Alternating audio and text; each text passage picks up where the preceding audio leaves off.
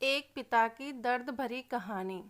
एक गांव में एक छोटा सा बच्चा, उसके पिता तो थे लेकिन माँ की मृत्यु हो गई थी। पिता सारा दिन काम करता और अपने बेटे को पाल पोस कर बड़ा करता है। वह सारे सुख अपने बेटे को देता है जो एक माँ दे सकती थी। उस पिता ने कभी कुछ नहीं मांगा, सिर्फ इतना ही मांगा कि मेरे बेटे को कोई परेशानी ना हो। दिन बीतते गए, बेटा पढ़ लिख कर अच्छा जॉब भी करने लगता है और वह शहर में रहने लगता है। कुछ दिन बाद वह अपने पिता से मिलने आता है और कहता है, पापा मुझे कुछ पैसों की ज़रूरत है। मैं चाहता हूँ कि शहर में ही ज़मीन लेकर अपना घर बना लूँ। पिता इस बात को सुनकर बहुत खुश होते हैं, सोचते हैं कि मेरा बेटा है, एक ना एक दिन नाम करेगा। जिंदगी भर की बचाई हुई पूंजी को निकाल कर अपने बेटे को दे देते हैं। बेटा शहर चला जाता है और उन पैसों से अपना घर बना लेता है। पिता इधर इंतजार करता रहता है कि मेरा बेटा फिर से आएगा, एक ना एक दिन तो मेरे पास आएगा ही। जाएगा कहाँ? उसके पास अब कोई नहीं जाता था, क्योंकि ना ही अब उस पिता के पास पैसे थे और ना ही रहने की जगह थी।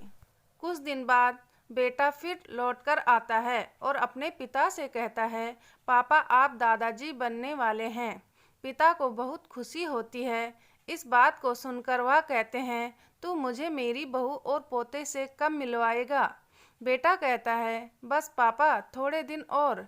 पापा मुझे कुछ पैसों की ज़रूरत है, क्योंकि आजकल थोड़ा जॉब में खींच बीच हो रहा है, जिसके कारण से मुझे कुछ दिन के लिए सस्पेंड कर दिया गया है।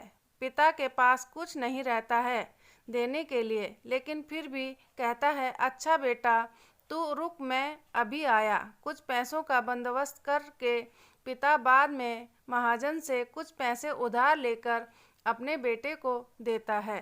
बरसों गुजर जाते हैं। पिता सोचते हैं कि मैं तो अब दादाजी बन गया हूँगा, मेरा बेटा पता नहीं मेरे नाती को लेकर कब आएगा। फिर सोचने लगते हैं, समय नहीं मिलता होगा इसलिए मेरा बेटा अभी तक आया नहीं, वरना आया जरूर होता।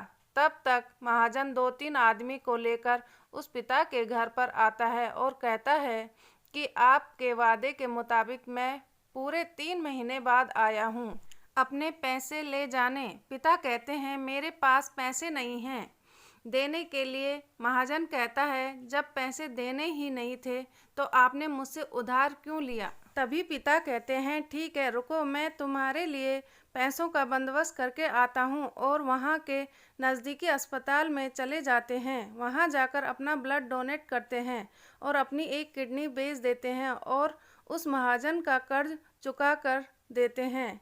किडनी बेचने के बाद उनकी स्थिति और भी खराब हो जाती है और वह उस राह में जी रहे होते हैं कि मेरा बेटा एक दिन आएगा जरूर। इस आस में जीते जीते एक दिन पिता की मृत्यु हो जाती है, परंतु उस बेटे को अपने पिता को आग देना भी नसीब नहीं हुआ।